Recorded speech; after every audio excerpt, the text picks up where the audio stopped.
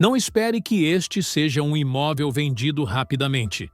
Ele deve sofrer reduções de preço e talvez até seja retirado do mercado antes que alguém o compre em silêncio.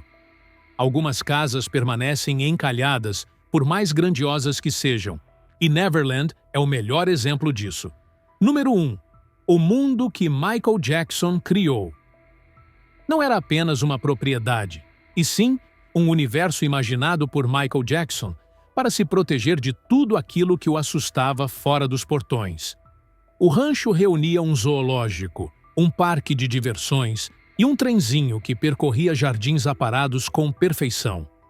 No entanto, após a queda de Jackson perante a opinião pública e mais tarde sua morte, Neverland assumiu um significado completamente diferente. Tornou-se um peso difícil de carregar.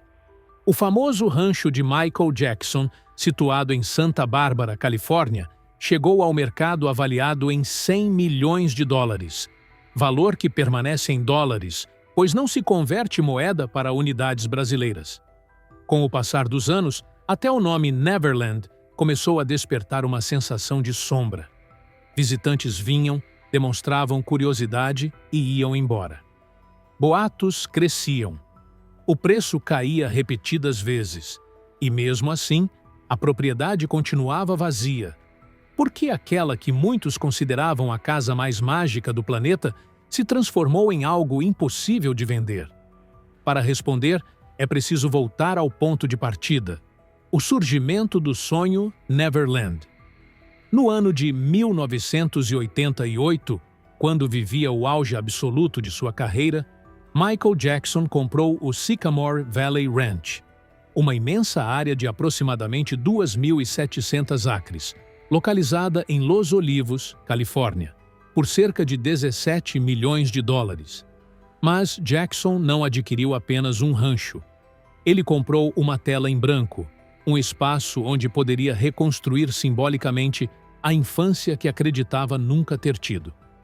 Em poucos meses, a transformação começou. A primeira mudança foi o nome. Jackson o rebatizou como Neverland, inspirado no mundo fictício de Peter Pan, onde ninguém envelhece. Para ele, o nome carregava um significado profundo. Expressava um desejo por inocência, liberdade e alegria.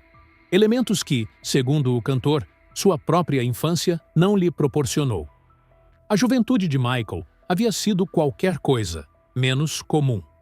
Forçado aos holofotes desde cedo como vocalista do grupo Jackson 5, viveu sob disciplina rigorosa e pressão constante.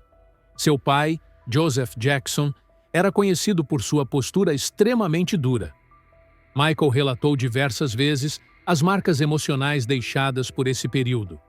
Neverland foi, em grande medida, uma tentativa de reescrever essa história, de criar a infância que nunca pôde viver. E ele não poupou esforços.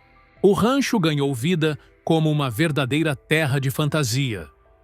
O zoológico reunia animais exóticos, entre eles elefantes, tigres e o chimpanzé Bubbles, que acabou se tornando mundialmente famoso.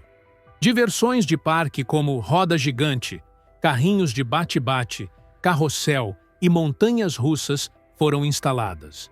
Um trem em escala reduzida circulava pela propriedade, com uma estação em vermelho e dourado, inspirada no estilo arquitetônico da Disney. Perto da entrada havia um relógio floral, além de jardins amplos e cuidadosamente planejados, rodeados por esculturas de crianças brincando. Tudo era pensado para transmitir juventude, alegria e encantamento. Mas Neverland não era apenas espetáculo. Era também um espaço de criação.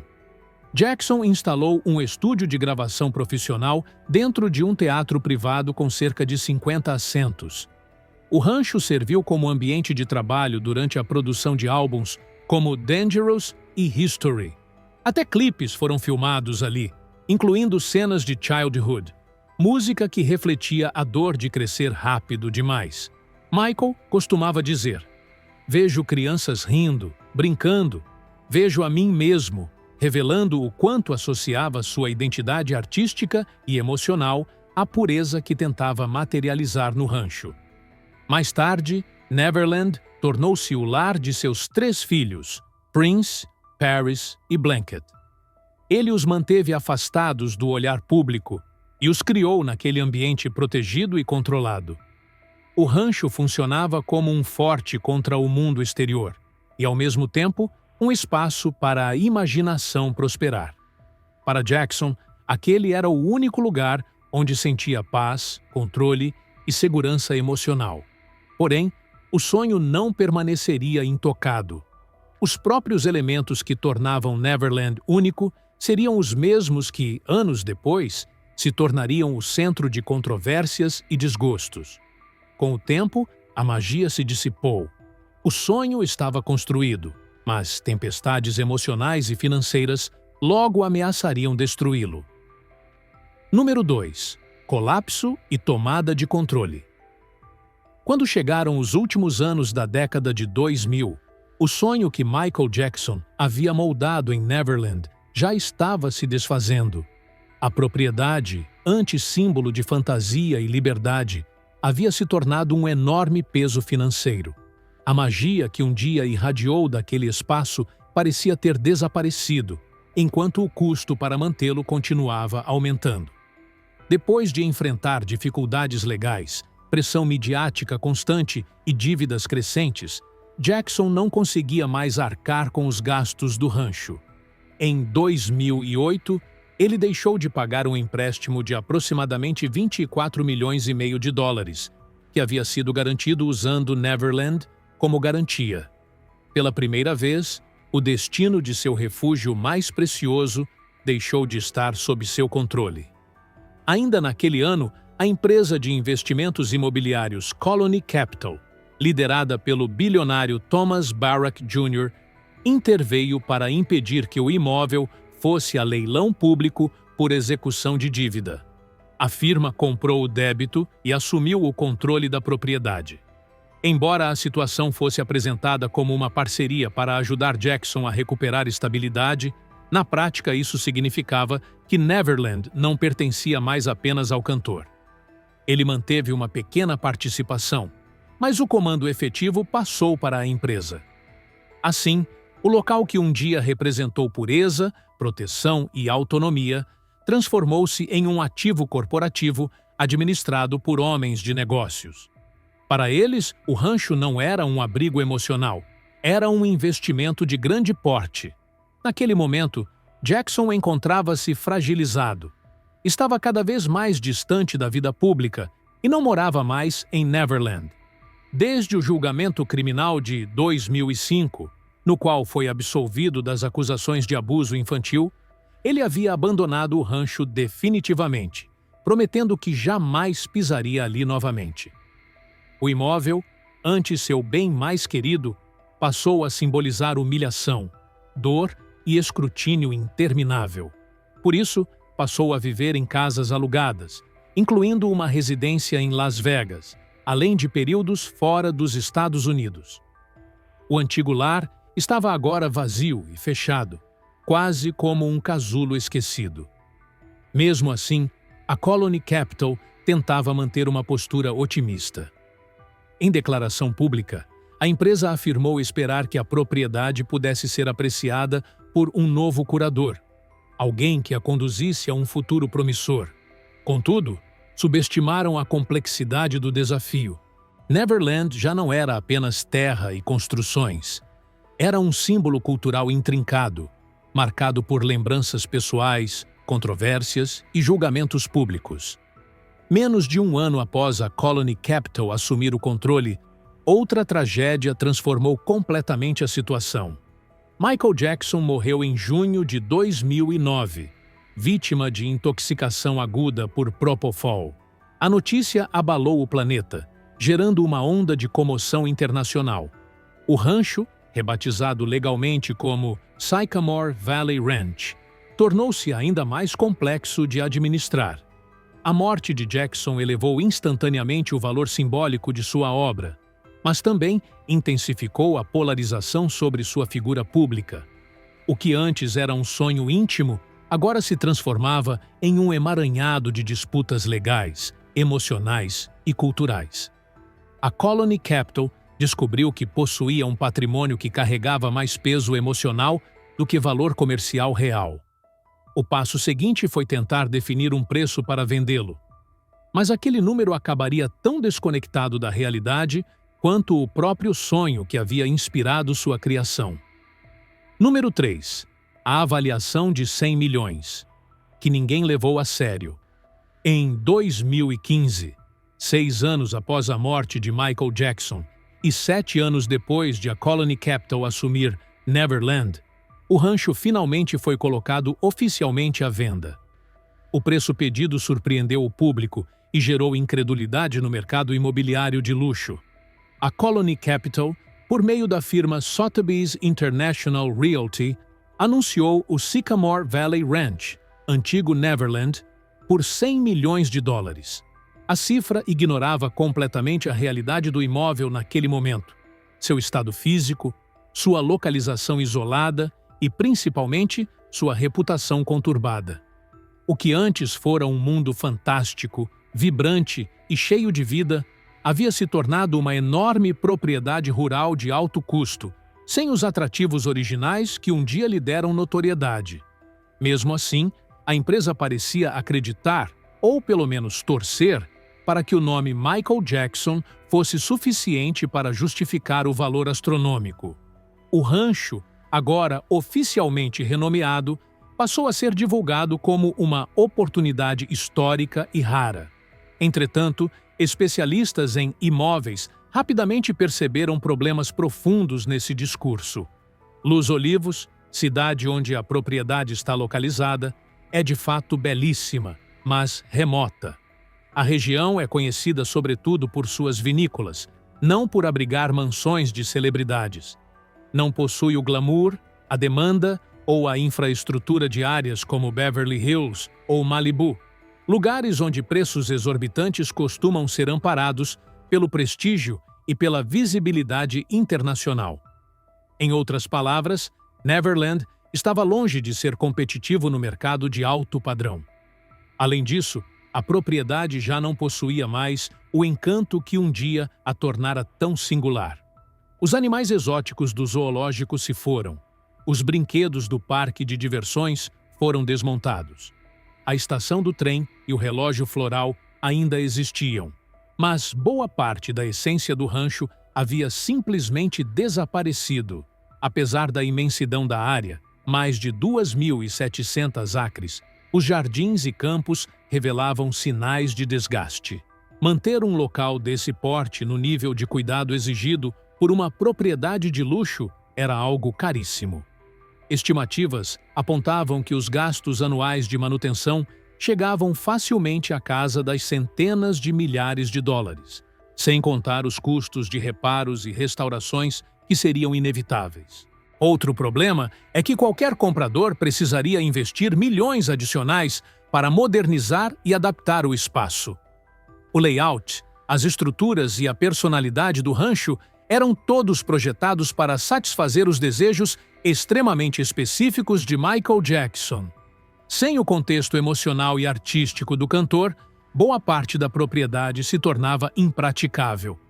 Não era uma casa familiar tradicional, tampouco um resort comercial viável. Por essas razões, profissionais do mercado passaram a se referir a Neverland como um elefante branco. Um imóvel grandioso, caro e difícil de manter que ninguém realmente deseja assumir. Para muitos, o anúncio parecia mais um gesto de otimismo financeiro, ou até uma forma de negar a realidade, do que uma tentativa concreta de venda. Nenhuma oferta séria surgiu. Nenhuma celebridade demonstrou interesse público. O preço de 100 milhões pode ter ignorado a lógica do mercado, mas mesmo um valor mais modesto não mudaria o maior obstáculo do rancho: sua história, e principalmente os capítulos mais dolorosos dela. Era essa herança emocional que afastava compradores antes mesmo de analisarem o potencial da propriedade. Número 4. Escândalo, reputação e consequências legais. Mesmo em seus momentos mais encantadores, Neverland jamais foi apenas um imóvel. Era um símbolo carregado de significado. E à medida que as controvérsias envolvendo Michael Jackson aumentaram durante as décadas de 1990 e 2000, o simbolismo do rancho começou a mudar. O local passou a representar algo muito diferente da fantasia que o artista desejava transmitir. Em 1993, surgiu a primeira acusação formal de abuso infantil, feita pela família de um garoto de 13 anos. Embora o caso tenha sido resolvido fora dos tribunais, sem reconhecimento de culpa, o impacto na reputação de Jackson foi devastador. Neverland se tornou o centro da suspeita pública, já que muitos dos episódios relatados supostamente aconteceram dentro da propriedade. Mais de uma década depois, em 2005, o cantor enfrentou um julgamento criminal amplamente divulgado pela mídia, novamente acusado de abusar de um menor. Os promotores descreveram Neverland como um ambiente projetado para atrair e manipular garotos jovens. O tribunal ouviu relatos perturbadores. A imagem do rancho, agora, surgia completamente distorcida. Um contraste doloroso com o mundo inocente que Jackson dizia ter criado. Apesar de ter sido absolvido de todas as acusações, a desconfiança pública nunca desapareceu por completo. Mesmo com o veredito, muitos permaneceram divididos, e o rancho continuou associado às polêmicas. Os anos seguintes mostraram que o passado de Neverland não seria tão fácil de apagar. Em 2019, o documentário da HBO Living Neverland reacendeu o debate global. Nele, Wade Robson e James Safechuck apresentaram relatos detalhados e emocionais, alegando que foram vítimas de Jackson quando eram crianças e que boa parte do que teriam vivido ocorreu dentro de Neverland.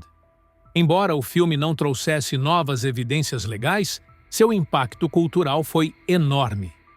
Estações de rádio removeram temporariamente músicas do artista de suas programações, empresas se afastaram da marca Michael Jackson e, de repente, o nome Neverland voltava às manchetes do mundo inteiro, desta vez por razões profundamente negativas. A imprensa sensacionalista passou a usar termos como Parque dos Horrores e Playground de Pedófilos para se referir ao rancho. Esses títulos, repetidos, exagerados e simplificados, se tornaram alguns dos rótulos mais difundidos associados à propriedade, eclipsando por completo seu propósito original. O mesmo cenário que antes evocava imagens de riso, carrosséis e trens coloridos, agora era interpretado sob uma ótica sombria. A venda de Neverland, diante desse histórico, deixou de ser apenas uma transação imobiliária. Tornou-se um risco público. Corretoras admitiam, em particular, que o rancho havia se tornado intocável. Qualquer comprador corria o risco de enfrentar protestos, campanhas negativas nas redes sociais ou problemas de imagem. Houve quem sugerisse transformar o rancho em um museu, a exemplo de Graceland, casa de Elvis Presley. Porém, diferentemente do ícone do rock, Michael Jackson estava envolvido em disputas emocionais e acusações que tornavam inviável um projeto turístico lucrativo. Em vez de ser um espaço de celebração, Neverland era um local dividido entre admiração e dor. O peso era evidente. Mesmo que o preço parecesse adequado, o nome, o passado e a percepção pública transformavam Neverland em uma propriedade quase impossível de vender. A Colony Capital, no entanto, ainda tentaria uma última estratégia. E seria uma queda de preço tão dramática que surpreenderia até quem já não esperava mais nada da venda do rancho. Número 5. O colapso do preço. Em 2017, 2 anos após o anúncio inicial de venda por $100 milhões, já estava evidente que ninguém compraria o antigo rancho de Michael Jackson por aquele valor. A propriedade aparecia repetidamente nas manchetes, mas isso não se traduzia em propostas reais. Como resposta, a Colony Capital decidiu reduzir o preço para $67 milhões, uma queda de 33 milhões que surpreendeu muitos especialistas, mas que ainda assim não atraiu compradores sérios. Esse corte deixava claro o recado. Mesmo avaliado em pouco mais de 2/3 do valor original, Neverland continuava sendo um negócio difícil de fechar. Então, em 2019, a empresa tomou uma atitude ainda mais drástica. A propriedade voltou ao mercado por 31 milhões de dólares, um valor que representava uma queda total de aproximadamente 69% em relação ao anúncio inicial. Poucas vezes, um imóvel de celebridade, com tanta história e tanta visibilidade, havia sofrido uma desvalorização tão acentuada. Diante dessa nova cifra, começaram a circular rumores sobre a situação interna da Colony Capital. Analistas sugeriam que as pressões financeiras estavam aumentando, enquanto outros acreditavam que havia divergências internas sobre a forma correta de negociar o rancho, se deveriam reduzi-lo ainda mais ou tentar estratégias alternativas. O que era certo é que o otimismo havia dado lugar ao desespero. A empresa queria se livrar do imóvel. A relistagem causou forte comoção. Nas redes sociais, muitos fãs expressaram tristeza e choque.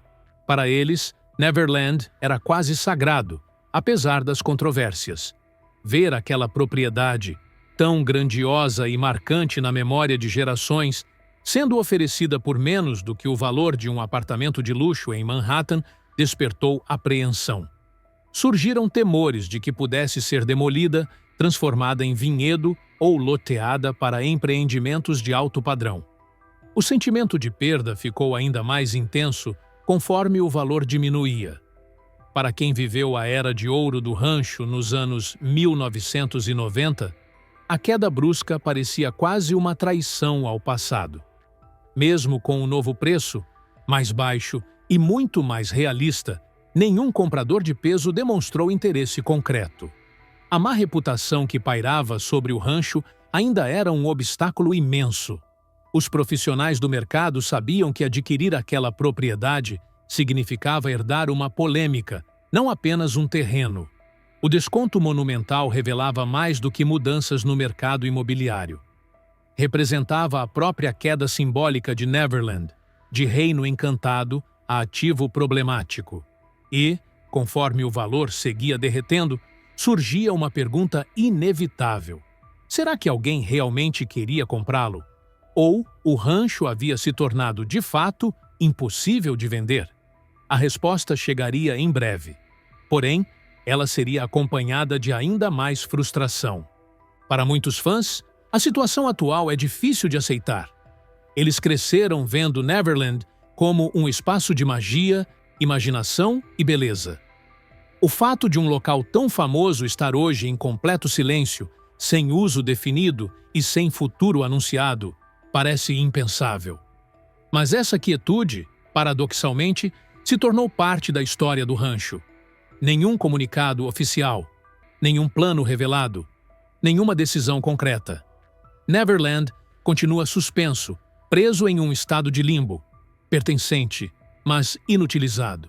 Assim como o próprio Michael Jackson, a propriedade permanece dividida entre grandeza e tragédia, entre admiração e controvérsia, entre mito e memória. Seu destino definitivo ainda é um mistério. O peso simbólico é tão grande que nem mesmo um comprador bilionário conseguiu dissipá-lo. Por enquanto, seus portões permanecem fechados e o mundo segue observando, aguardando para ver se algum dia surgirá uma resposta clara sobre o que Neverland se tornará. O que você pensa sobre o futuro do rancho que um dia representou o sonho mais profundo de Michael Jackson? Obrigado por assistir e até o próximo vídeo.